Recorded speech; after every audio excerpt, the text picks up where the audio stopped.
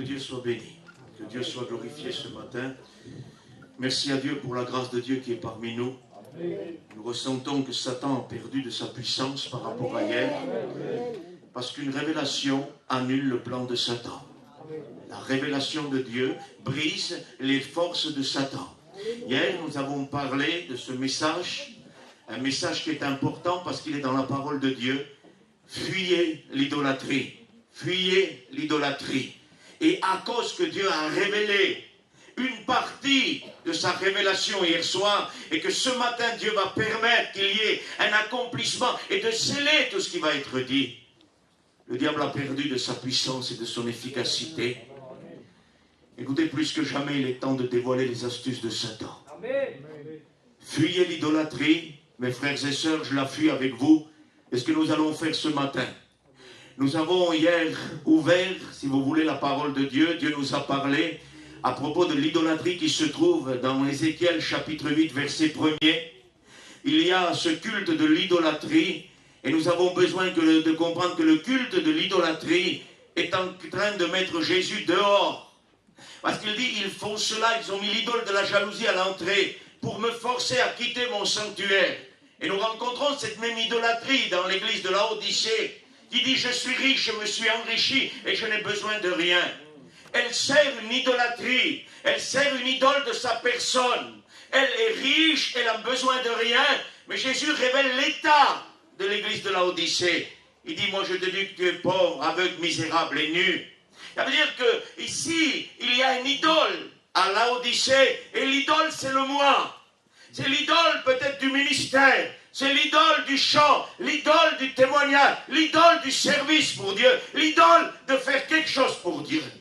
Dieu ne vous a pas sauvé pour que vous travailliez pour lui. Et je vais éclaircir cela. Dieu vous a sauvé parce qu'il vous aime. Dieu m'a sauvé parce qu'il m'aime. Il ne m'a pas sauvé pour prêcher. Il ne m'a pas sauvé pour servir. Il m'a sauvé parce qu'il m'aime. Après, le ministère, le service, la vie de Dieu, ce que nous faisons pour Dieu, c'est une preuve de notre amour pour lui. L'amour de Dieu nous a sauvés. Notre amour pour Dieu nous consacre à l'évangile. Et Dieu n'est pas venu sauver des hommes pour le servir. Il n'a pas besoin d'être servi, il se débrouille par soi-même. Mais il a voulu nous sauver parce qu'il nous aime. Et dans le don de sa grâce, il a voulu faire des dons aux hommes, le don du ministère. Il a voulu faire des dons aux fauseurs, des dons qu'ils reçoivent. Bien sûr, pas dans le ministère, il n'y a pas de souci sur cela. Mais il y a des dons que les sœurs reçoivent. Il y a des talents que nous recevons.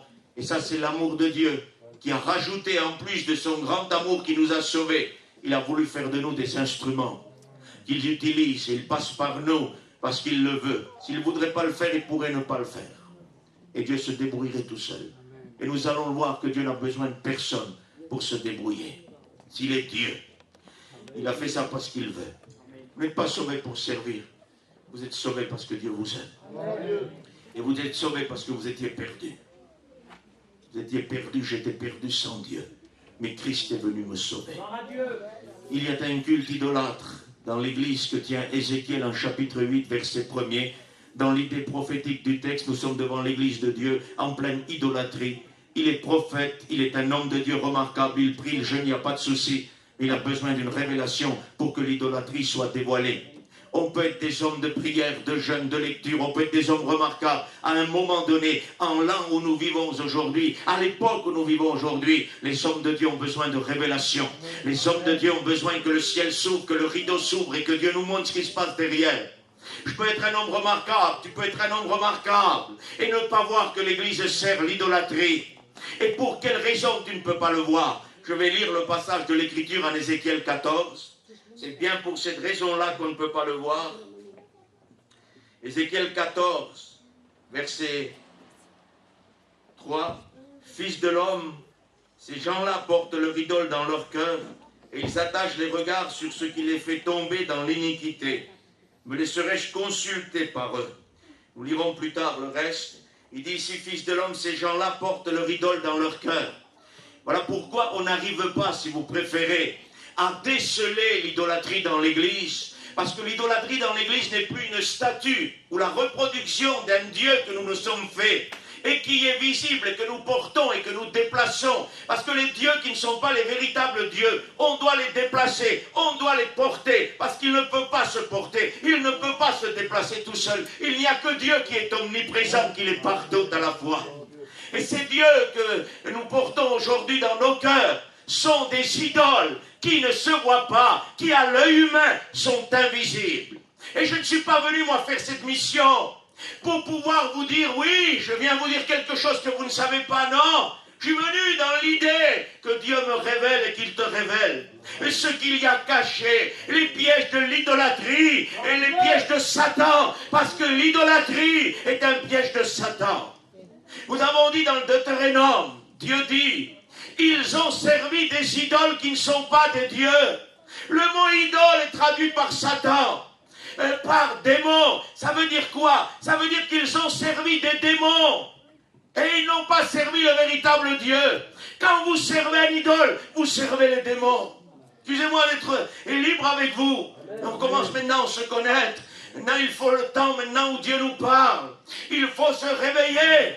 Il faut se réveiller. Vous servez, je sers à l'idole. Nous servons les démons. Vous servez le vrai Dieu. Alors vous êtes bénis. Paul a dit avant, vous serviez les idoles. Aujourd'hui, vous servez le véritable Dieu. Amen. Ne portez pas, et que je ne porte pas, mes frères et sœurs, un idole dans mon cœur. Parce qu'il ne se verra pas. Le frère ancien qui est là, excuse-moi mon frère, il ne le verra peut-être pas, parce qu'il sera plus visible, je ne le porte pas, mais il sera dans mon cœur là. Mais si le Seigneur dit au frère ancien, ouvrons le rideau. Amen. Regarde derrière dans le cœur de fée ce qui se passe. Il y a un idole qui est installé là. Parce qu'en Ézéchiel 14, il dit, ils portent leur idole dans leur cœur. Nous avons besoin de purification. Nous avons besoin de servir Dieu et non pas les idoles. Nous n'avons pas été sauvés par les idoles qui ne parlent pas, qui ne se portent pas, les idoles muettes qui ne peuvent rien faire. Nous avons été sauvés par le véritable Dieu. Et nous le portons dans notre cœur. Ce n'est pas un idole, c'est le véritable Dieu. Le Dieu tout-puissant. Le ciel, les cieux des cieux ne peuvent contenir Dieu tellement qu'il est grand. La Bible dit qu'à un moment donné, quand Dieu jugera le monde, la terre va se rouler comme un livre. La terre n'aura plus de place devant lui. Pourquoi? Parce que tellement qu'il est grand et que toute sa splendeur sera révélée. La terre n'aura plus de place pourtant. La terre, le soleil et tout ce qui contient, c'est immense. Devant l'immensité de Dieu, tout ça n'aura plus de place. Ça sera lui qui prendra toute la place. Il s'est réduit dans le cœur humain, tellement qu'il nous aime, tellement qu'il est bon. Il est venu se mettre dans notre cœur. Dieu s'est réduit au spirituel. Dieu s'est diminué tellement qu'il nous aime. Et puis le mot convient parce que Christ a s'est dépouillé de sa divinité pour venir sur la terre. Il n'a pas osé, il n'a pas un instant douté de laisser cette divinité, cette grandeur, cette majesté dans le ciel pour venir dans le cœur de l'homme. Parce qu'il nous aime, parce qu'il est bon. Ces gens-là portent leur idole dans leur cœur. Que Dieu te bénisse, que Dieu me bénisse. Mais j'aimerais te dire ce matin, j'entends souvent dire, ce n'est pas pour cette église, mais il y a des églises qui sont comme ça. J'aimerais te dire ce matin, c'est pour cette église. Ce n'est pas pour ailleurs. Sinon j'aurais prêché un autre message. Parce que si je vous dis, c'est pas pour vous, hein, c'est pas pour l'église, dites-moi frère, s'il te plaît, prêche-nous le message pour ici. C'est normal. Mais n'oublions pas ce matin, que si je dis c'est pour cette église, j'y suis là ce matin. Donc c'est pour moi aussi. Et j'en suis béni. J'en suis béni d'être là, où Dieu va pouvoir extraire de mon cœur toute idolâtrie cachée. Tu prêches l'évangile, et alors? Vous croyez que le diable a peur d'une carte de prédicateur? Vous croyez que le diable a peur d'un pupitre? Non, il faut plus que ça. Il faut Jésus dans le cœur. Il faut la vie de Dieu. Il faut une approbation. Il faut être établi par Dieu. On ne peut pas se cacher derrière une appellation de ministère, derrière une carte de prédicateur. On est ce qu'on est. Je vous l'ai dit, il y a 2 semaines, que Dieu me pousse à fuir l'idolâtrie. Je fuis l'idolâtrie et je me suis débarrassé de beaucoup de choses. Et je vais me débarrasser ce matin d'autres choses. Ça va continuer. On va avancer, si vous préférez. Je vais avancer, mes frères et sœurs, vers la rencontre d'un Dieu véritable. et me débarrasser du service idolâtre et aller vers un Dieu véritable, vers celui dont mon cœur aspire. Parce que je veux l'aimer, parce que vous voulez l'aimer, et parce qu'il faut qu'on le serre contre nous, parce que tout ce qu'il y ait sur la terre restera sur la terre, mais nous le verrons avec nos yeux. La parole de Dieu nous dit dans l'Ézéchiel, j'ai lu le verset hier, 8.1, vous le connaissez. Ézéchiel était assis avec les anciens de la maison d'Israël. Dans sa maison, Dieu le saisit par les cheveux. Il dit, regarde ce qu'ils font. Les anciens de la maison d'Israël, ils commettent des abominations. Ils ont placé l'idole de la jalousie qui excite la jalousie de l'Éternel à l'entrée principale. Et j'aimerais te dire ce matin, enlève tout ce qui empêche Dieu de te bénir. Enlève tout ce qui empêche Jésus de te bénir. Enlève tout ce qui empêche Jésus de te visiter de l'onction de Dieu. Parce que peut-être que tu ne peux pas être visité par l'onction à cause du cœur idolâtre qui est là. À cause que c'est fermé. Dieu voudrait, il voudrait, mais ça bloque. Il y a un accès qui est fermé. L'accès principal est bloqué. Satan, qu'il soit brisé, réprimé ce matin. Nous voulons faire fuir le culte idolâtre. Nous voulons ouvrir nos cœurs, purifier nos cœurs, s'approcher de notre bien-aimé. Ils ont fermé l'accès. Dieu est obligé de partir. Et dans une église où on favorise le culte idolâtre, Christ n'y est plus. Le Saint-Esprit n'y est plus. Et la parole de Dieu n'y est plus. Il n'y a que la lettre qui tue. Et il n'y a pas le ministère vivifiant sous l'onction de Dieu. Savez-vous que sous la nouvelle alliance, on n'a pas le droit d'exercer un ministère en dehors de l'onction de Dieu. Si quelqu'un prêche dans la nouvelle alliance, en l'onction de Dieu, il est contre la parole de Dieu. Il est en porte-à-faux envers la parole de Dieu. Parce que l'apôtre Paul dit, nous servons non pas sous l'ancienne alliance, la lettre qui tue, mais sous la nouvelle alliance du Saint-Esprit qui vivifie.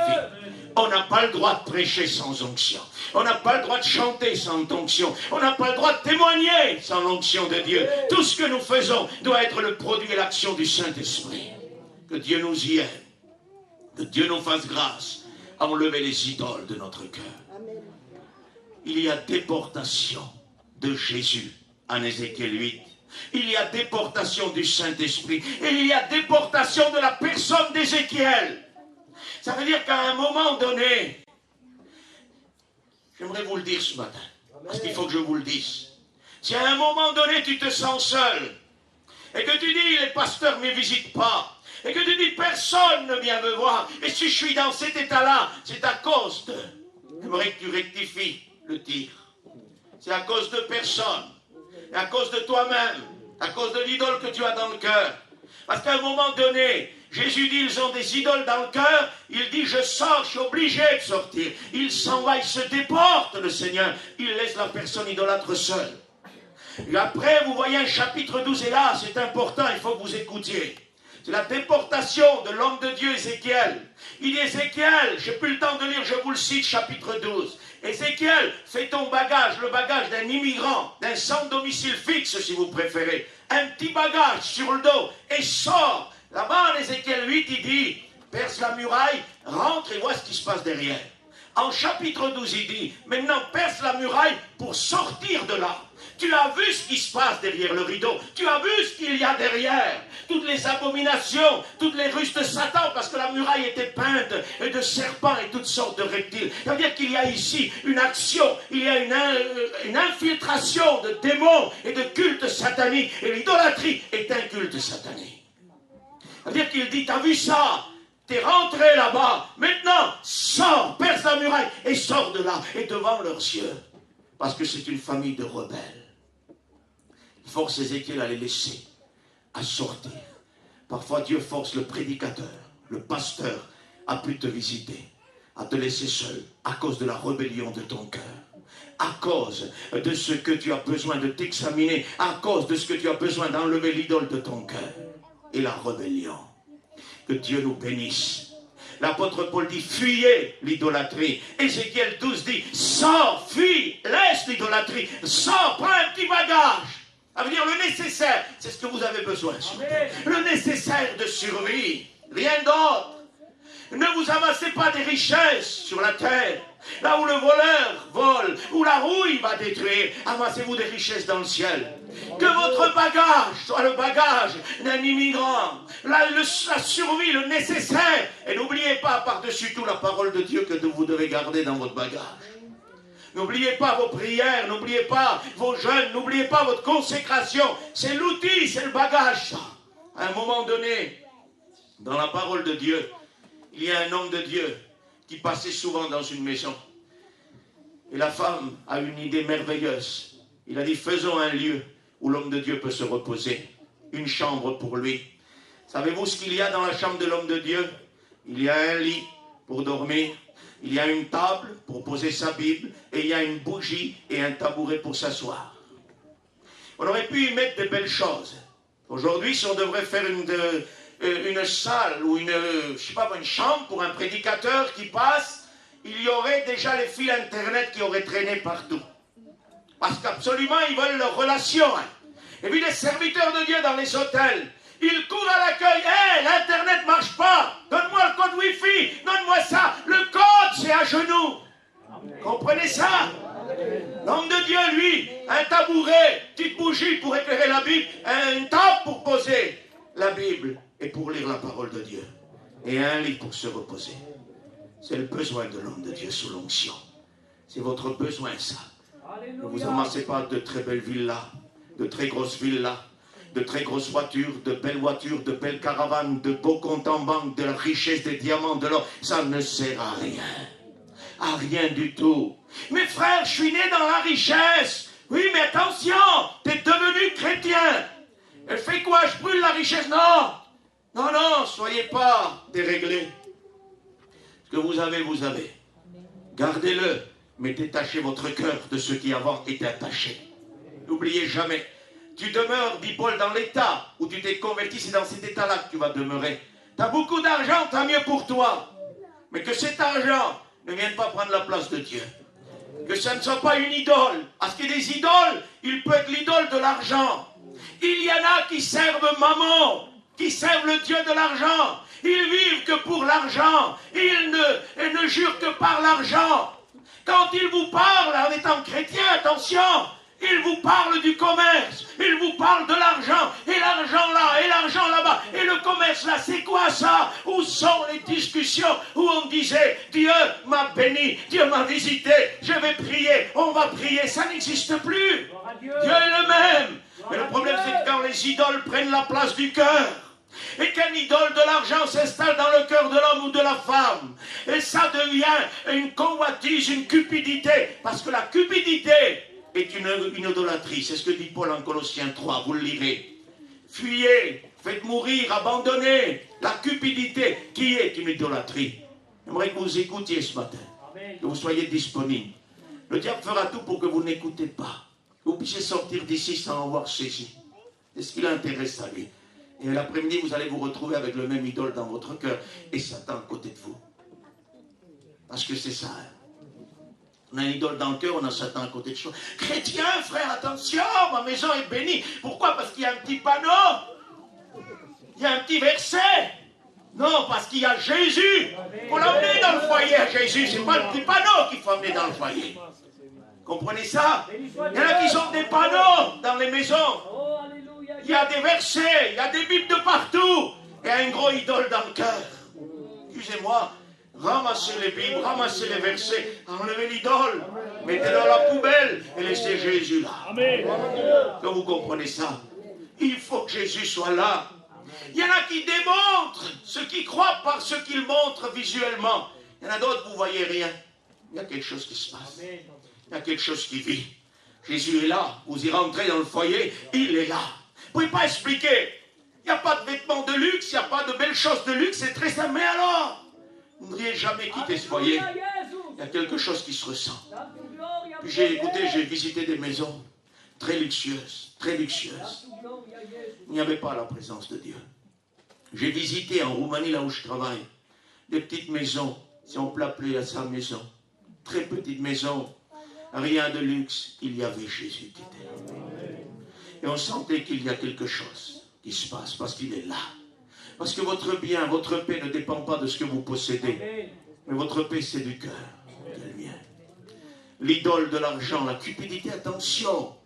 Désirer posséder quelque chose. J'aimerais vous le dire ce matin. Les sœurs, les frères, on se dit ensemble. La cupidité, c'est un désir de vouloir quelque chose. Dans l'Ancien Testament, la parole de Dieu disait, si tu convoites l'âne de ton prochain, si tu le convoites, il disait, tu n'as pas le droit, tu ne le convoiteras pas. C'était une chose qu'on ne devait pas faire. Aujourd'hui, il y a des gens qui convoitent non plus l'âne, mais la voiture, ou la caravane, ou la maison, ou ce qu'ils possèdent l'autre. Ils le convoitent dans leur cœur, c'est de la cupidité. C'est jamais arrivé de dire, je voudrais moi aussi avoir ça, je ne l'ai pas. Je voudrais moi aussi posséder ça, et je ne l'ai pas. C'est de la cupidité. Et la cupidité est une idolâtrie. Attends, je voudrais te dire quelque chose. Satan sait résumer les choses. Il sait plier, excusez-moi les expressions, il sait plier une caravane qui coûte 40 000 €, il sait la plier en 4 pour la mettre dans un cœur. Il sait plier une maison de 300 mètres carrés, il le met dans le cœur. Et il crée une idole. Attention, quel est votre désir? Quelle est votre ambition en Dieu? Est-ce de toucher la présence de Dieu? Est-ce de toucher Dieu? Est-ce d'arriver à toucher Dieu? Ou vous avez d'autres ambitions? Si vous avez d'autres ambitions, vous avez une idole dans le cœur. Ça arrive jamais, bien sûr que ça arrive. Ça m'arrive souvent d'avoir des ambitions autres que celles de Dieu. Je m'en réponds devant Dieu. Je dis, Seigneur, s'il te plaît, qu'est-ce que j'ai besoin de soi? Pourquoi faire? Bientôt, je rentre chez moi. Bientôt, je vais à la maison où tout est préparé. Qu'est-ce que j'ai besoin de ça? Ah, la chair en a besoin. Ah, quand la chair remonte, dit, fais. Besoin d'une belle maison. Fais. T'as besoin de beaucoup d'argent, fais. T'as besoin de belles choses. Regarde les autres là-bas. Regarde comme ils prospèrent. Ils sont chrétiens. Oui, mais ils sont 2 fois morts. Donc pas une onction, pas une présence de Dieu. Et puis quand l'esprit reprend le dessus, il dit, fais. Tu n'as pas ça, mais tu vis. Tu vis, je suis avec toi. Parce qu'il y a une balance en Daniel. Pesé, compté, divisé. Tu as été trouvé léger. Dans quoi? Dans le compte en banque? Faux. Dans le compte spirituel. J'aimerais vous dire, je préfère peser lourd dans le compte spirituel. Tant pis si je suis en débit. Tant pis si on est en rouge au compte, mais que dans le compte spirituel, nous soyons bénis. Qu'il y ait quelque chose de formidable. Qu'il y ait quelque chose de béni. Vous savez, le plus important, c'est quoi? C'est de le ressentir. Quand vous priez, quand vous dormez, que vous vous allongez pour dormir avec le respect que je vous dois, et que là vous sentez qu'il y a quelque chose d'inexplicable, mais qui est là. Sa présence. Attention! Jésus habite votre foyer. Ne tombez pas dans les travers. Il y en a que le diable vient les visiter le soir, sans arrêt. Il y en a un qui a dit un jour qu'il l'a réveillé en pleine nuit. C'était un samedi soir. Il l'a réveillé en pleine nuit. Et en se réveillant, il a dit, qui c'est? Ah, c'est toi le diable, laisse-moi dormir, j'ai le culte à faire demain. Mais arrêtons d'être illusionnés. Arrêtons d'être idiots. Soyons des hommes de Dieu. Est-ce que vous croyez? Il aurait dû demander au diable, prépare le message si tu es debout. Que vous comprenez ça, mais attendez, le diable vient nous attaquer, mais le diable n'a aucune autorité sur moi. Il va venir, c'est vrai, c'est arrivé, ça vous arrive, mais en 2 minutes, il faut qu'il sorte de mon foyer. Il n'y a rien à faire là. Christ est l'autre du foyer. Toutes les nuits, je vais me laisser visiter par Satan, alors il est victorieux sur moi. Ah non, il dit, ah non frère, mais je suis tellement spirituel qu'il vient m'attaquer. Jésus, frère, a été attaqué, oui. Il a été attaqué pendant un temps. Puis le diable a fui loin de Jésus. Il est écrit. Et le diable s'éloigna jusqu'à un moment favorable. C'est-à-dire que ce n'est pas constamment. Le diable n'est pas mon ami. C'est Christ qui est mon ami. Vous comprenez ça? Vos soirées doivent être des soirées de bénédiction. Votre journée doit être des journées de bénédiction. Laissez-le attaquer. Écrasez-le. Écrasez-le. Il veut avoir mal. Écrasez-le. C'est tout. Parce que nous sommes victorieux. Il ne faut pas croire qu'on est trop spirituel parce qu'il est tous les soirs avec nous. Hein. Si à un moment donné, il n'a pas peur de s'approcher de nous, c'est que ce n'est pas terrible. C'est que ce n'est pas terrible. C'est tout. Oui, mais il n'a pas eu peur de s'approcher de Jésus parce que c'était voulu par Dieu. de la tentation. Il fallait tout ça. Christ a résisté, puis il va s'éloigner de lui. Que le diable s'éloigne de nous. Amen. Que nos foyers soient remplis de cette présence de Dieu. Sortons les idoles de la cupidité. Quand on veut quelque chose, posséder quelque chose, notre cœur ne doit pas être pris par cela. L'apôtre Paul dit que celui qui possède fasse comme ne possédant pas. C'est-à-dire que ce n'est pas interdit d'avoir des biens matériels. Ce n'est pas interdit d'avoir beaucoup d'argent. Mais Paul dit que celui qui possède fasse comme ne possédant pas. Ça veut dire que son cœur est libre. Et que demain, cet argent ou ces kilos de diamants, il va les laisser sur la terre, donc il ne les possède pas. Il est libre, il sert son Dieu. Amen. Il y en a des personnes qui sont riches, et chaque fois qu'ils vont en commission, leur cœur pleure, frère. Encore les courses, encore sortir de l'argent. Ma femme fait moins cher. Fais moins cher. Mais ce n'est pas la femme qui fixe les prix au Carrefour. C'est le Carrefour. Vous comprenez? Attendez, il y en a d'autres qui... Excusez-moi, hein. Excusez-moi, parce qu'on est tous dans la même situation. On n'est pas riches ici. Hein. On vit jour le jour à la grâce de Dieu. Il y en a d'autres qui n'ont pas grand-chose, qui ne pleurent pas. Ils remercient Dieu de ce qu'ils peuvent pourvoir à leurs besoins. Vous comprenez ça? Ça vous est jamais arrivé de pleurer sur l'argent? Mais moi, ça m'est arrivé. De pleurer en étant chrétien sur l'argent. Puis Dieu m'a libéré de tout ça. Aujourd'hui, Seigneur, merci à ta grâce de ce que tu nous donnes, de ce que tu fais. Mais il faut que nous soyons libres de tout. Que celui qui use de ce monde, dit Paul, fasse comme n'usant pas de ce monde. C'est-à-dire, si on peut s'acheter quelque chose, pourquoi pas? Mais on ne doit pas être là lié par ça. Que ceux qui usent, femme comme n'usant pas. Ça veut dire, j'achète, c'est bien. Si Seigneur, mais après ça s'arrête là. Ça, c'est pas... On ne peut pas rentrer avec ce culte idolâtre parce que ça n'est un. Hein. Écoutez, il y a des gens qui sont pris, qui sont liés par l'idole du matériel. Je suis libre parmi vous ce matin. Et ça, c'est des choses qui ne font pas partie de la révélation, qui sont visibles, ce que je vous dis là. J'aimerais vous dire, je sors là, tout de suite, en disant, là, c'est vraiment pas, Seigneur, dire que tu m'as révélé ça. Oh non, non, j'ai vu ça. Vous avez vu ça? Des gens qui sont vraiment pris par l'idolâtrie du matériel. Ils nettoient du matin au soir. Ça brille, ils refont briller. Ça brille, ils refont briller. Ils n'ont plus le temps de prier Dieu. Ils ont une voiture, ils ont peur de leur faire des kilomètres. Un jour, Xavier prêchait, il disait, il y en a qui disent à Dieu, donne-moi une voiture, donne-moi une voiture. Quand Dieu leur donne la voiture, ils ne veulent pas aller en mission, ils ne veulent pas aller faire l'œuvre de Dieu parce que les kilomètres tournent. Alors la voiture là qu'ils ont demandé à Dieu, Dieu leur a donné pour combler leur idolâtrie, on en parlera tout à l'heure, de la volonté permissive de Dieu. Faites attention. Ce que vous avez ce que j'ai. Merci Seigneur. Mais notre cœur est pour Jésus. Notre cœur appartient à Dieu. Ils ont mis dans leur cœur une idolâtrie. Il y a un partage. Et comment vient l'idolâtrie? On a vu hier, mais on refait un rappel. Il faut le faire de toute façon ce matin. À cause du péché. Quand on commence à accepter le péché. Et puis Ézéchiel 14 dit, ils tiennent dans leur cœur leur idole, ce qui les fait plonger dans le péché. Parce qu'un idole fait plonger littéralement dans le péché. Un idole ouvre les portes au péché. C'est le but de toute façon. Parce que Dieu dans le cœur nous extrait du péché. Je ne sais pas si vous comprenez ça. Christ dans un cœur humain, par la grâce de Dieu, il donne la possibilité de ne plus pécher. La grâce de Dieu donne la possibilité de ne plus pécher. Volontairement toujours. Involontairement, vous n'êtes pas parfait, je ne suis pas parfait, on court à s'améliorer. Mais ne faites pas de la liberté un prétexte pour vivre selon la chair. Il y a des choses qui ne sont pas volontaires. Ça, la grâce de Dieu est là, elle nous aide, elle nous protège. Mais le péché volontaire, attention. Attention. Il n'est pas pardonné, il est condamné. C'est ce que la Bible dit. Heureux celui qui rentrera dans la Nouvelle Jérusalem, mais dehors celui qui aime, qui pratique et aime le mensonge. Mensonge, pratique volontaire du péché n'est pas pardonné, condamné. Leur part sera les temps de feu, l'enfer. C'est ce que la Bible dit.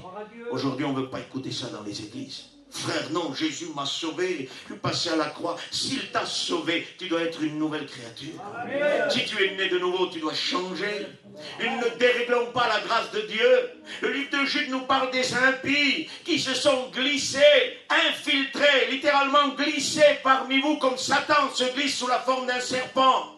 Se sont glissés parmi vous, ils dérèglent la grâce de notre Dieu en dérèglement. Ça veut dire qu'on peut maintenant pécher. Avant, quand on péchait, la conscience nous reprenait. Et maintenant qu'on est chrétien, on peut pécher. Dimanche, on demandera pardon. Attention.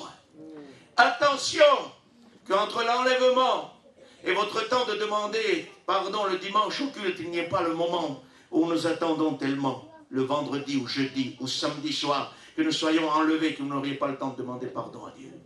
Attention. Attention, cette doctrine ne tient pas debout. Elle ne tient pas debout.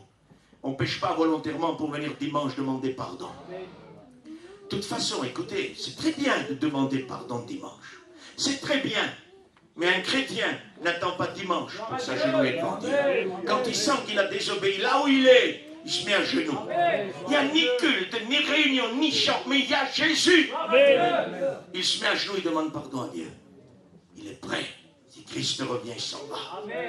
Dieu nous bénisse ce matin. Que Dieu fasse grâce. Dieu ne partagera jamais. Au temps d'Élie le sacrificateur, Ophni et Phinehas, ses deux fils ont péché, on l'a vu hier.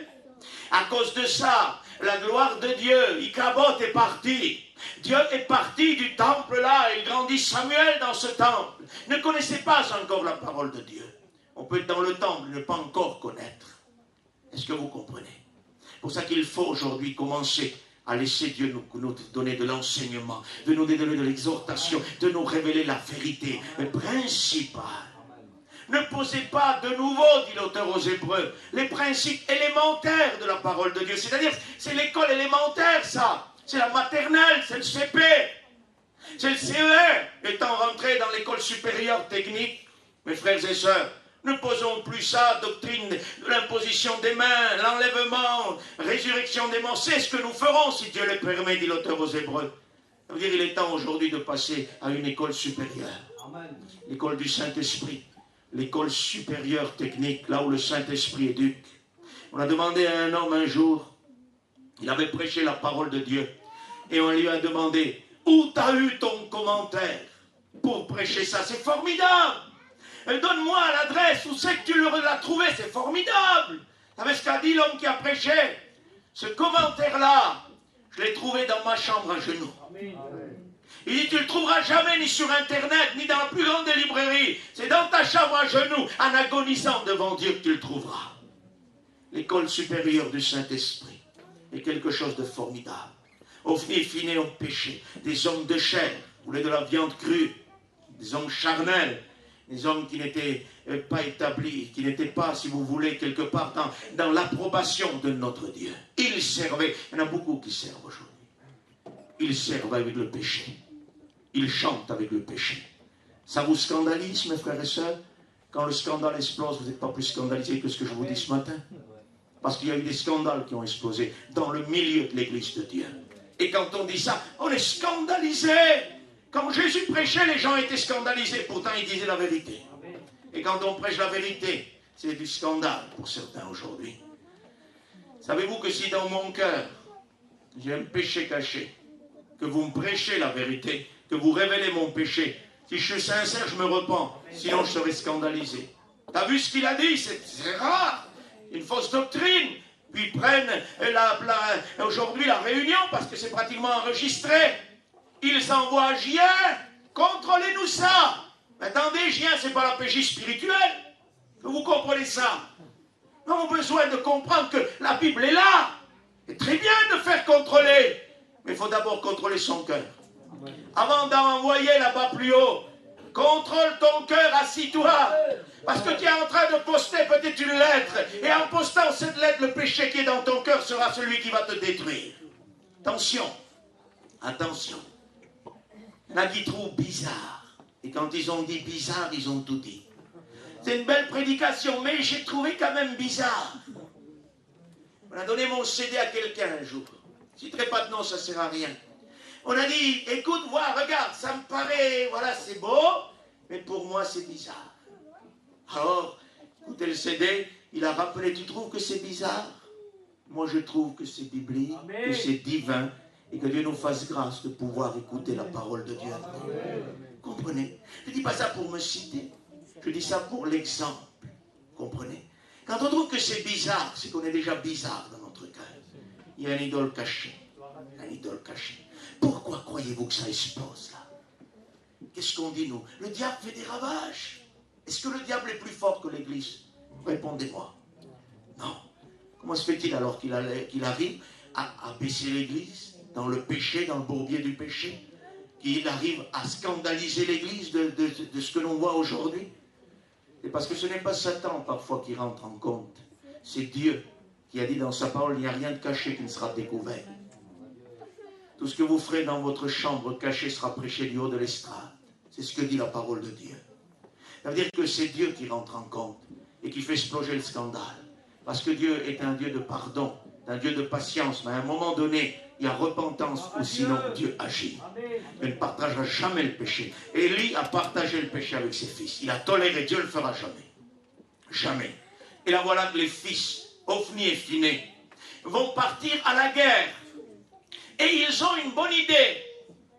Parce qu'il y a des hommes de chair, des hommes pécheurs, qui travaillent avec le péché, qui veulent toujours avoir Dieu avec eux. Parce qu'ils savent quelque part que Dieu est fort, parce qu'ils l'ont connu. Mais quand le péché est là, Dieu n'y est plus. Ils prennent l'arche de Dieu, ils l'amènent sur le champ de combat. Et là, les Philistins vont écouter que l'arche est venue parmi le peuple. Quand Dieu vient parmi le peuple, il y a une puissance. Les Philistins tremblent. Ils ont gagné les Égyptiens. Ils vont nous détruire. Mais à un moment donné, un des Philistins se lève et dit, non, non, ne vous rendez pas esclaves des Hébreux, levez-vous, faites la guerre, vous rendez-vous maître des Hébreux. Et là, ils vont se lever et ils vont se rendre maîtres d'Israël. Pourtant, l'arche de Dieu était là. Il ne suffit pas d'avoir une Bible à la main. Il ne suffit pas d'avoir des versets. Il ne suffit pas d'avoir une Bible et de dire, je suis chrétien.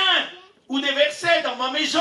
Ou dans une petite Bible dans ma poche. C'est pas ça. Il faut que Jésus soit dans le cœur. Il faut que Jésus soit le maître. Israël va connaître une grande défaite, même que l'arche était au milieu là. Les Philistins prennent l'arche. Ils la mettent. Et puis c'est là que nous allons maintenant avancer. Il est midi moins 20. Je vais essayer d'accélérer puis clôturer. Mais l'œuvre de Dieu ne se bâcle pas. Parce que c'est l'éternité qui en dépend. C'est là que nous allons voir que Dieu ne partage pas avec les idoles. Ils prennent l'arche de Dieu et ils la posent dans le temple de Dagon, qui était un idole, qui était le dieu des Philistins.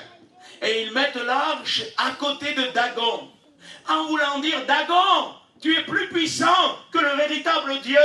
Parce que regarde, il t'est assujetti là maintenant. Nous le mettons dans ton temple. C'est toi qui es plus fort que le véritable Dieu. Mais dans la nuit, et regardez bien, que Dieu puisse faire grâce, que Dieu puisse te faire grâce. À cause de ce passage, Dieu a battu beaucoup de Dagon dans mon cœur. Beaucoup d'idoles dans mon cœur. Que Dieu le fasse pour toi aussi. Ils se levèrent le lendemain matin et la statue de Dagon se retrouve en face sur la terre. Elle a été abattue dans le temple de Dagon. On la relève parce qu'elle n'est pas Dieu, elle ne peut pas faire plus que ça. Et on la remet à sa place. Le lendemain, on vient, on rentre, la statue est de nouveau jetée à terre, les deux bras cassés, brisés. Il ne restait plus que le torse. Dieu a montré, il n'a besoin ni des Hébreux, ni des hommes, ni de personnes. C'est ce que je vous disais tout à l'heure. Dieu travaille tout seul, Sylvain. Il n'a pas besoin des Hébreux, pas besoin de Ophni et Phiné qui vivaient dans le péché et qui croyaient que j'étais avec eux. Je n'ai pas besoin d'eux pour me défendre tout seul. Et il va abattre Dagon, qui nous est, si vous voulez, un exemple de montrer que l'idolâtrie, il faut qu'elle soit battue par Dieu. Parce que Dieu ne partage pas. Et le Dagon que tu as dans ton cœur, l'idole que tu as dans ton cœur, Dieu va l'abattre si tu lui permets de le faire. Il va se retrouver avec les deux bras brisés. C'est l'action, les bras, c'est la tenue, c'est le lien. Dieu va briser tout ça. Il y avait une autre histoire de Dagon. Il relevait 3 histoires. On retrouve Dagon avec Samson dans le livre des Juges, chapitre 16 par là. Vous verrez Dagon. À un moment donné, Samson en onction va perdre son onction. On le met en prison, on lui crève les yeux, il est esclave de Satan. À un moment donné, on veut donner un grand sacrifice à Dagon. Et là, on dit, amenez-nous Samson au milieu de nous pour qu'il nous divertisse un peu. Et là, on amène Samson qui va divertir Dagon. Et le ministère puissance de Samson est en train d'être offert en sacrifice à Dagon. Et les Philistins disent, notre Dieu nous a donné vengeance sur notre ennemi Samson. C'est-à-dire qu'ils mettent la victoire sur Dagon. Et là, Samson a une idée. Mais c'est l'idée du Saint-Esprit. Il dit aux gens qui étaient là, faites-moi m'approcher des colonnes qui tenaient le temple. Il ne pouvait plus voir. On l'avance, il met ses mains sur les colonnes, il dit, Seigneur, une dernière fois, donne-moi à tirer vengeance de mes ennemis. Ça, c'était la voix de Dieu, ce n'était pas la voix de Samson. Samson avait perdu ses tresses. C'était Dieu qui était en jeu là. Et là aussi, Dieu est en train de nous montrer que là aussi, Dagon n'est pas maître de Dieu, n'est pas maître de Samson. C'est Dieu qui gère tout. Et là, il va faire tomber le temple. Et la Bible dit, il tua plus de Philistins dans sa mort que dans sa vie quand il vivait. Est-ce que vous comprenez? C'est Dieu qui est à l'œuvre là. Il y a une autre histoire avec Dagon. Je ne vous embête pas ce matin, je peux continuer quelques minutes. Saül, à un moment donné, était un roi qui a désobéi. Et à partir de la désobéissance, il est allé en descendant vers les ténèbres. Et à un moment donné, il part au combat. Et puis, au combat, ça se passe mal. Et là, il se jette sur son épée et il va mourir. Les Philistins arrivent, ils prennent sa tête, ils lui coupent la tête, ils prennent son épée. Et vous savez ce qu'ils font? Ils vont l'amener dans la maison de Dagon de nouveau. Et ils la mettent à côté de Dagon, en voulant dire, c'est toi qui as eu la victoire. J'aimerais vous dire, les ministères qui sont là ce matin, attention, le diable voudra amener nos têtes et notre épée, qui est la parole de Dieu, dans le temple de Dagon, pour que Dagon ait la victoire sur nous. Jamais de la vie. Jamais de la vie. Si là-bas, Dagon s'est retrouvé avec Samson, s'il s'est retrouvé avec la tête de Saül, j'aimerais vous dire quelque chose. Avec les Philistins, il se retrouve à côté de Dieu. Et là, c'est différent. Il peut se trouver à côté de moi. Il peut se trouver en face des frères qui sont là, sans empêcher personne, au contraire. Mais quand on se rencontre avec Dieu, c'est autre chose. Dagon s'est peut-être rendu maître de Samson, a peut-être eu la tête de Saül à côté de son temple, à côté de lui. Mais quand on a mis l'arche de l'alliance à côté de lui, c'est Jésus, c'est Dieu qui est maître. Il la bat. Et Dagon, il faut qu'il soit battu ce matin dans ton cœur. Je vais prendre 5 minutes, je vais prier. Prenez patience. Fils de l'homme, chapitre 14 d'Ézéchiel, ces gens-là portent leur idole dans leur cœur. Ces idoles les font tomber dans l'iniquité, dans le péché. Attention, l'idole vous ferme la vision. L'idole vous enlève la sensibilité de la sanctification. L'idole vous permet de toucher à des choses que jamais vous ne touchiez. L'idole rend la chair sensible. L'idole rend la chair plus libre. Tandis que le véritable Dieu, il crucifie la chair avec ses désirs. L'idolâtrie vous permettra ce que jamais vous aurez permis ça avec Dieu dans le cœur. C'est pour ça que Satan veut nous mettre des idoles. Il dit, ces gens-là portent leur idole dans leur cœur. Et puis il dit, fils de l'homme, si ces gens-là, si quelqu'un vient pour consulter le prophète avec un idole dans son cœur, moi l'Éternel, et j'aimerais que vous soyez disponibles quelques instants, je vous promets, je prie. Il dit, si quelqu'un vient consulter le prophète, et quand on consultait le prophète, on consultait Dieu. Si quelqu'un vient de la maison d'Israël consulter Dieu avec un idole dans son cœur, moi l'Éternel, je lui répondrai selon la multitude de ses idoles. Et c'est là que c'est intéressant, l'Église de Dieu. Parce que beaucoup d'églises sont rentrées dans ça et elles croient que c'est Dieu qui les bénit. Ils croient que c'est Dieu qui va leur donner ce qu'ils ont. Parce qu'ils sont rentrés dans le culte idolâtre. Ça veut dire quoi ça? Vous êtes à la volonté permissive de Dieu, qui n'est pas la volonté de Dieu, mais qui est la permission par rapport au cœur fermé à cause de l'idolâtrie. Il dit, si quelqu'un s'approche avec une idole dans son cœur, alors je lui répondrai selon la multitude de ses idoles. C'est-à-dire que parfois on va prier Dieu. Et là on est obligé d'en parler ce matin. On va parfois prier Dieu pour assouvir notre idolâtrie. Et Jacques dit, vous demandez et vous ne recevez pas parce que vous demandez mal. Vous demandez dans le but de satisfaire votre convoitise. Ça veut dire que la prière n'est pas personnellement pour nous satisfaire. La prière sert à glorifier Dieu. La prière sert à satisfaire le trône de Dieu, si vous comprenez. Et il y a des personnes qui vont prier. Puis là, on en vient là. Il y a quelqu'un qui est chrétien, qui chante pour Dieu. Ce fameux quelqu'un s'y tombe dans l'idolâtrie du moi-même. Et l'idolâtrie, la cupidité, d'un résultat, la cupidité de prospérer, la convoitise de grandir, la convoitise d'occuper une place plus grande, la convoitise d'être vu, d'être remarqué, la convoitise d'être mis sur un piédestal, et que les gens disent c'est formidable comme tu chantes, c'est formidable comme tu témoignes, c'est magnifique, attention, tu es en train de vous installer une idole dans votre cœur. Et cette idole, c'est l'idole du chant, c'est l'idole du service, de l'exercice dans la vie chrétienne. Faites-y attention.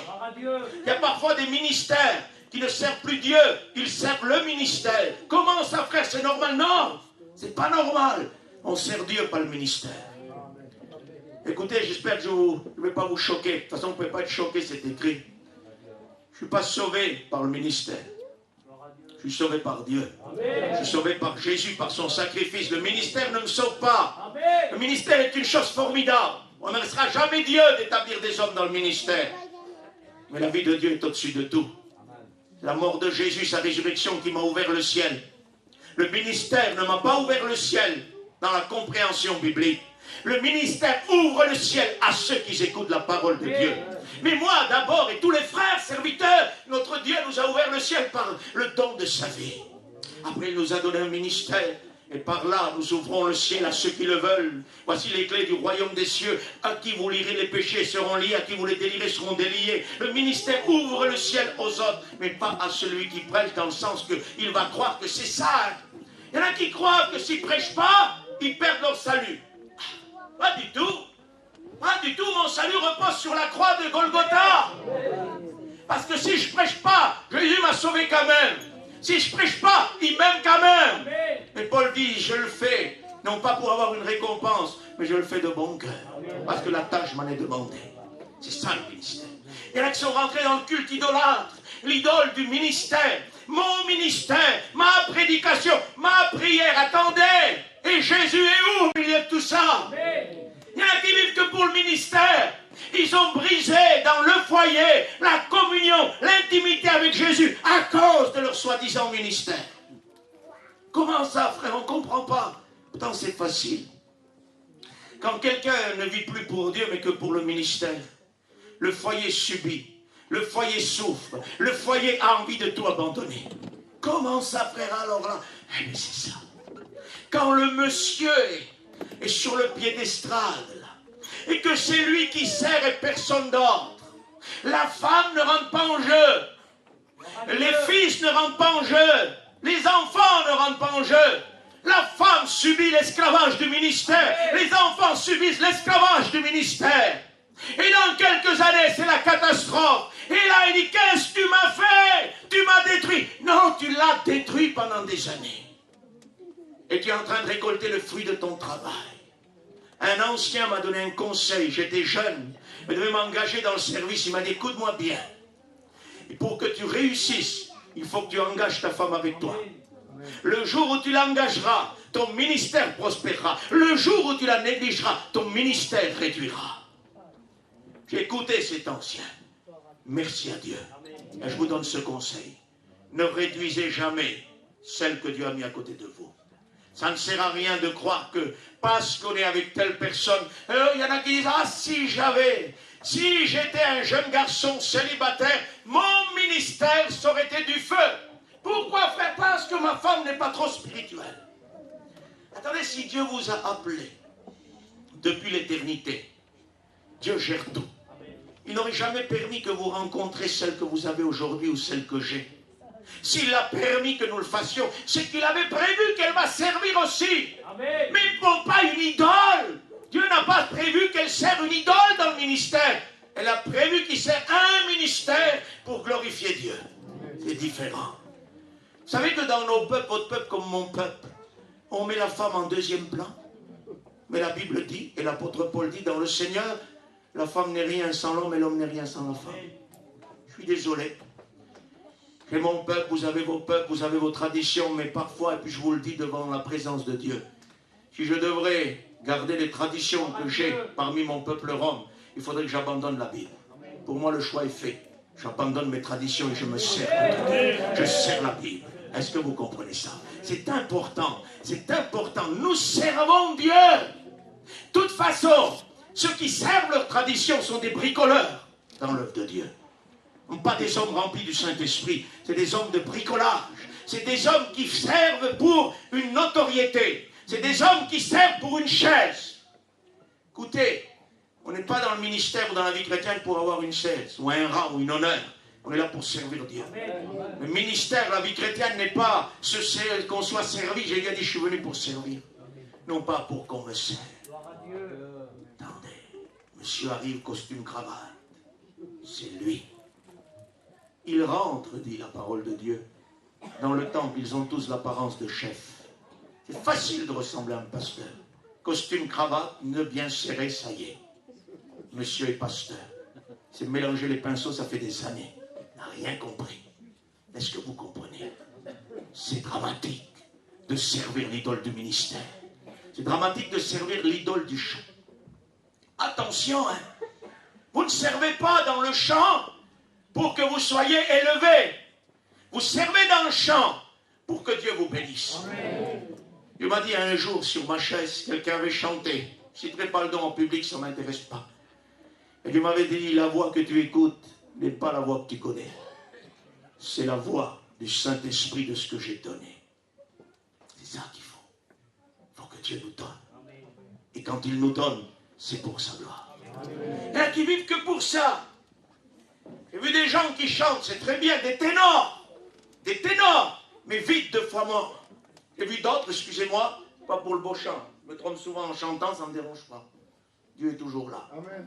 Dieu travaille avec des hommes imparfaits, avec des manquements, des défauts. Il connaît. Mais lui qui se trompait dans le chant, quelle onction. Quelle onction. Vous sentiez que le ciel est là.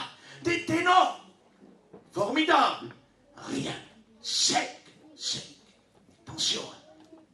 Attention. Nous devons servir Dieu, non pas les hommes. Il y en a qui passent tellement de temps à répéter leur chant qu'ils ne prient plus. Attention à ça, hein. Répétition, c'est très bien, mais à l'école de Dieu, c'est onction qu'il faut. Vous pouvez répéter toute la journée et le soir vous planter. Vous pouvez ne pas avoir répété le chant, mais être à genoux devant Dieu. Le soir, vous êtes dans la note. Parce que l'onction fait la différence. Aujourd'hui, écoutez, ça me scandalise souvent. J'entends des gens chanter, les gens disent formidable, t'as vu ça? Est-ce que t'as senti? Non, j'ai rien senti. On sent rien, c'est mort. Mais regarde le beau chant. Il regarde que c'est beau. C'est pas la Star Academy. C'est l'église de Dieu.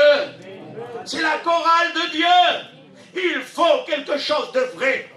Il y en a qui prêchent, on les élève, c'est formidable. L'hébreu, le grec, l'araméen, c'est pas terrible ça. Il faut allumer l'ordinateur, c'est partout. Appuyez sur un bouton, traduction grecque, araméen, ce que vous voulez.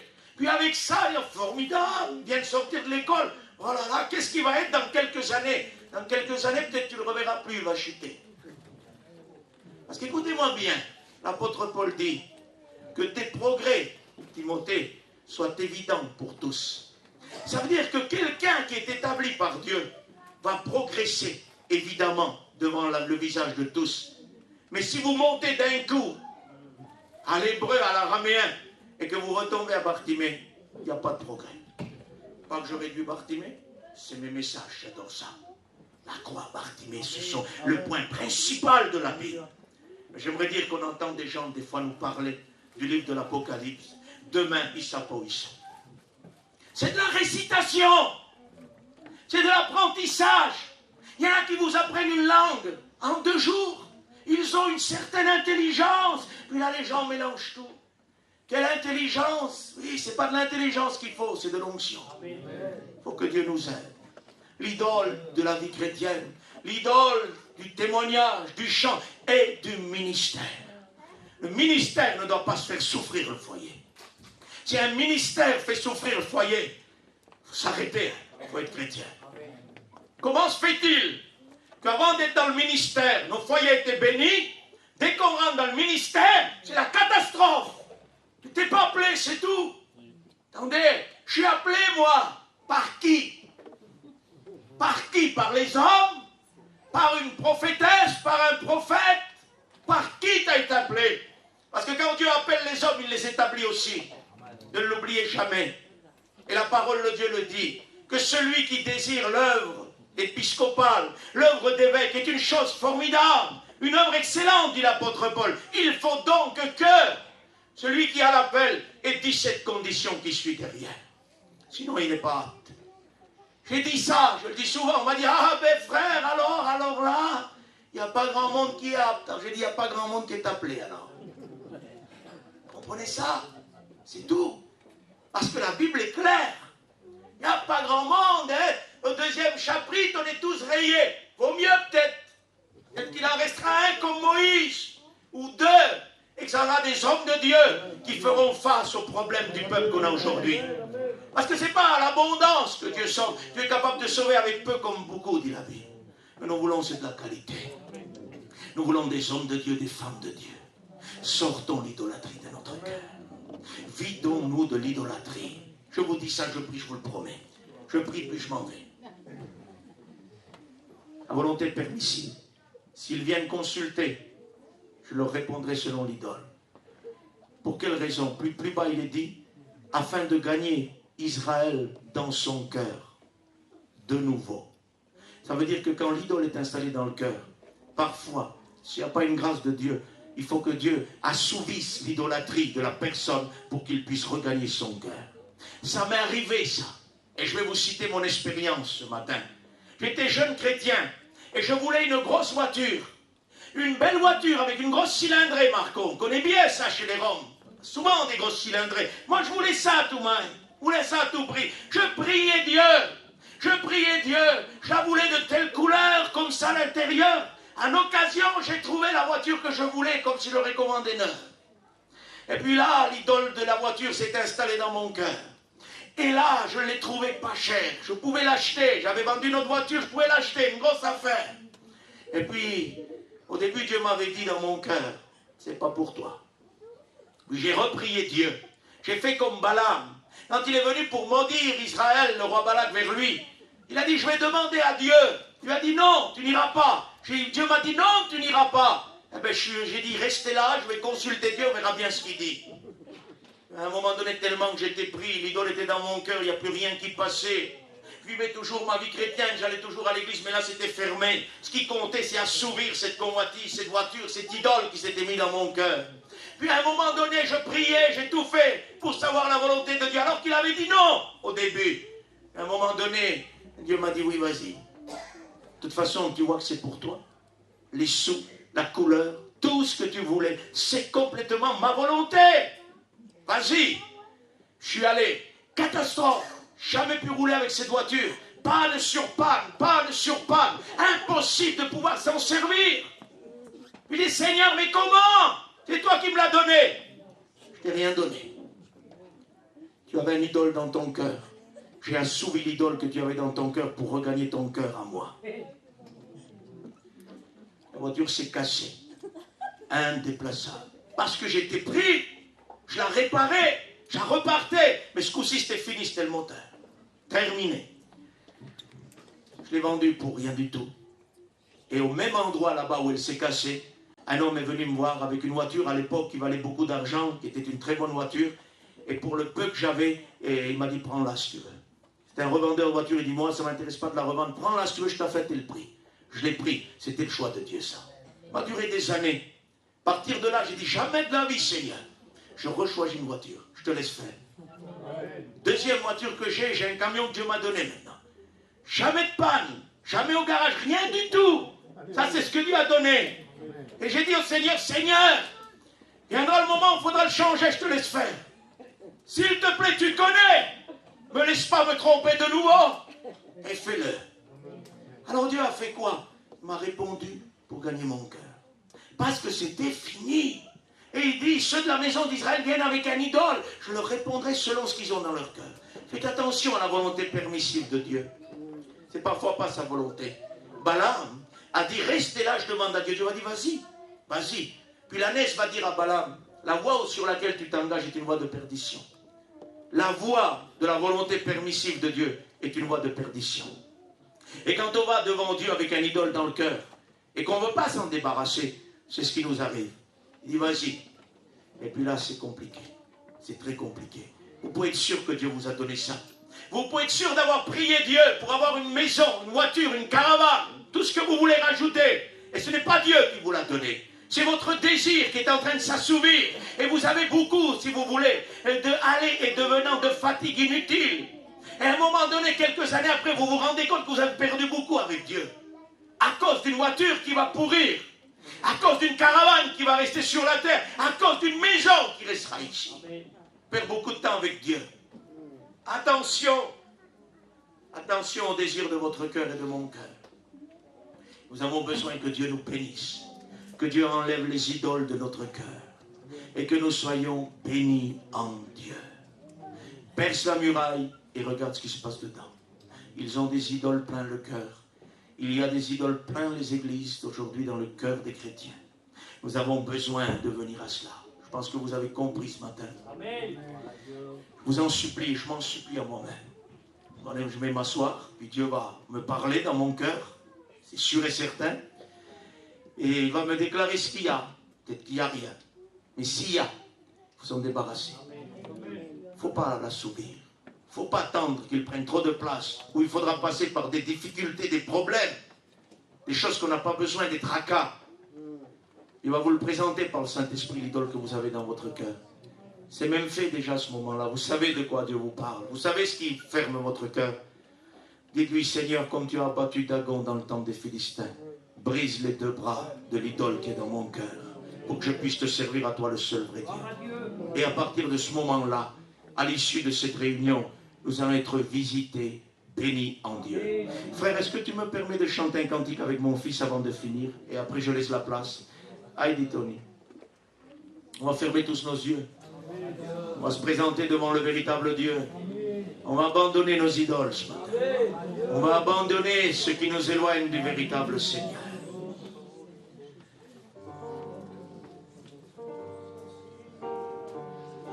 Un idole est un Dieu créé. C'est du plaqué or. Ce n'est pas du véritable. Nous servons le véritable Dieu, c'est de l'or pur. En servant comme ça, vous gardez du plaqué. En vous débarrassant de ça, vous prenez la royauté, la richesse. À moi l'or, à moi l'argent. Vous prenez la richesse de Dieu. Fermons nos yeux, chantons.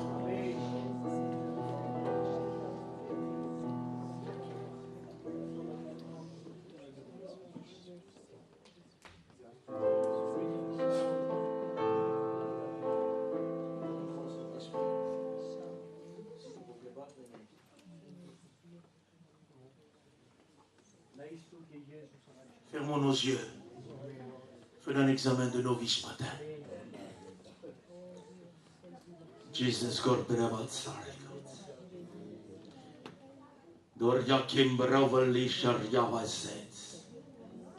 nous en remettons au trône de ta grâce. Voulons servir les véritables dieux. Le véritable. Et nous avons besoin de ton Saint-Esprit ce matin qui nous guide. Nous avons besoin de ton Saint-Esprit qui nous guide ce matin.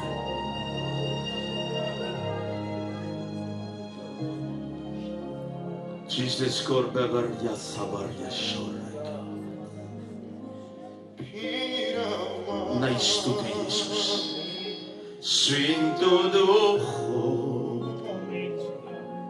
Perma Trubul Matuta Pirama Svinto Duho Perma Trubul Matuta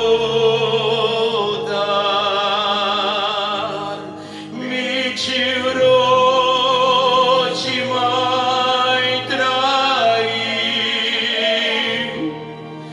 Mi Ciro Ci mai Simcanci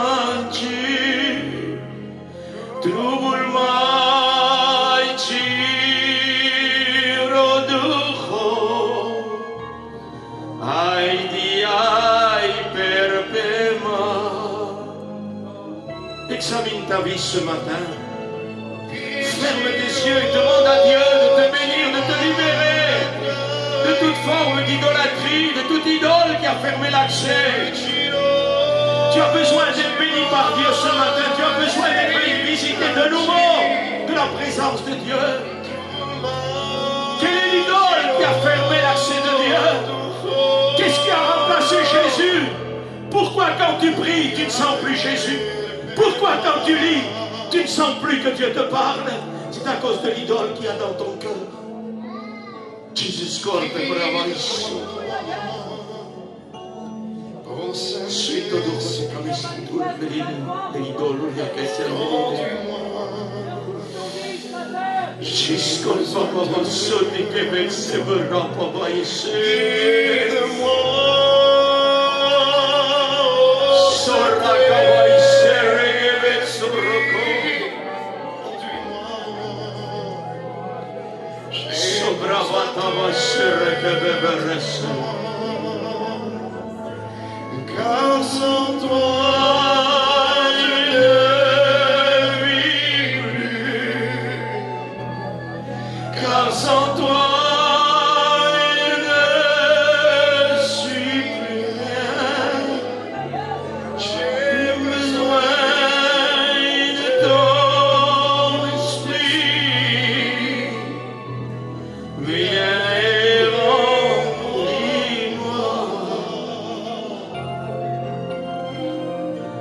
I beat you, Lord, tu m'as trahi. I beat you, Lord, tu m'as sincanti. Nubul mai tiro duho. Ai di ai perpema. Examine ta vie ce matin. Sobrazze Tordiac. Laisse Dieu fouiller ton cœur ce matin. Laisse Dieu fouiller ton cœur. Qu'est-ce qui a pris la place de Dieu dans ton cœur? Pourquoi tu ne ressens plus Jésus? J'aimerais te parler précisément à ton cœur de la part du Saint-Esprit ce matin. Pourquoi souffres-tu dans ton cœur? Pourquoi souffres-tu? Pourquoi te caches-tu? Pourquoi te caches-tu? Ton foyer ne te voit pas, mais moi je t'ai vu, tu souffres. Pourquoi souffres-tu? Pourquoi souffres-tu? Tu es appelé à être béni. Tu es appelé à être béni, tu es appelé à servir. Pourquoi t'attristes-tu? Pourquoi dis-tu dans ton cœur, Dieu, moi, ne m'utilise pas? Pourquoi tu dis, Dieu, ne m'utilise pas? Je ne sers à rien. Dieu a vu ton cœur. Dieu a vu tes larmes. Dieu a vu ta souffrance, tu souffres. Ta vie est devenue pénible. Tu es toujours là, mais tu n'es plus celle que tu étais.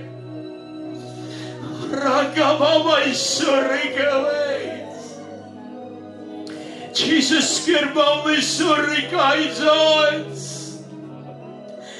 repends-toi ce matin.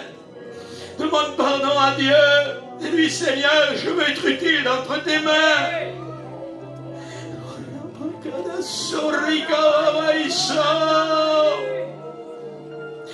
Sache-le ce matin. À chaque fois que je t'ai utilisé, j'ai béni des âmes. Ne dis pas je suis inutile, mais rends-toi utile dans la prière. Rends-toi utile devant ma face. Jesus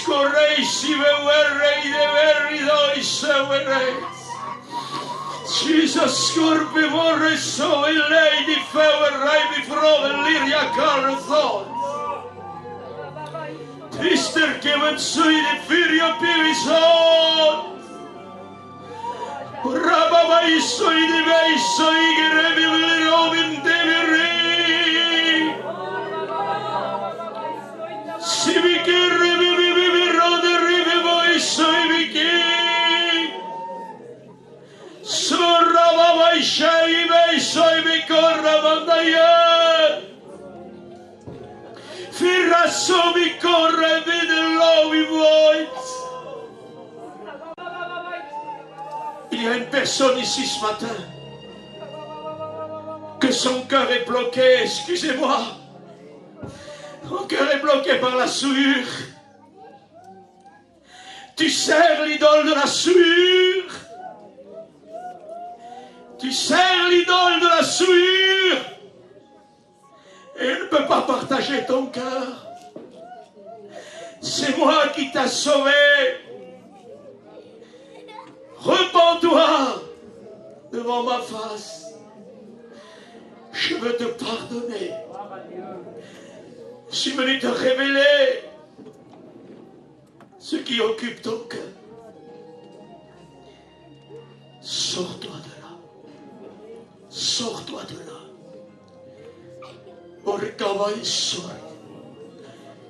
Je voudrais ce matin faire un appel si le frère me le permet. Pour ceux qui ont compris ce matin qu'ils ont un idole dans leur cœur, et on ne va pas te demander ce que c'est, ça regarde Dieu et toi. Voudrais-tu lever ta main et dire j'ai besoin de toi? Qui voudrait le faire ce matin? Qui voudrait lever sa main et dire oui Seigneur, j'ai un idole dans le cœur, j'ai besoin de toi? Il n'y a personne qui veut le faire. Ah, merci Seigneur. Levez-vous, vous qui avez levé votre main, levez-vous à votre place. En vous levant, vous êtes en train d'abaisser Dagon. Vous êtes en train d'écraser Dagon. Je me lève ce matin, Majesté, avec mes frères et sœurs. Il n'y a pas de place pour Dagon et pour toi. Mon cœur est pour toi. Mon cœur est pour toi. Mon cœur est pour toi. Mon cœur t'appartient. Fuyez. Fuyez l'idolâtrie. Fuyez l'idolâtrie. Fuyez l'idolâtrie.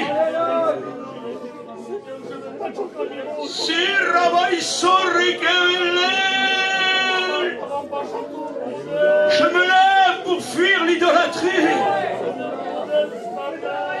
Seigneur, c'est la fuite. C'est la fuite du prince du chapitre 12. Ézéchiel va sortir, il va fuir l'idolâtrie. Nous nous levons pour fuir l'idolâtrie. Tu nous as, Seigneur, bénis en nous disant fuyez, fuyez, fuyez. Nous nous levons pour fuir l'idolâtrie. Viens dans le cœur. Viens dans le cœur. Viens béni. Viens béni.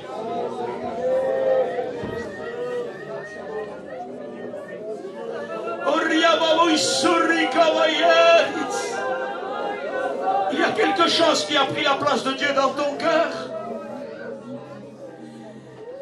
Tu as bloqué toute communion avec Dieu. Tu as bloqué tout accès. Ton cœur est bloqué. Tu sais ce que tu as remplacé. Tu sais ce qui a bloqué ton cœur. Lève-toi ce matin. Lève-toi et dis à Dieu, j'ai besoin que tu ouvres de nouveau mon cœur.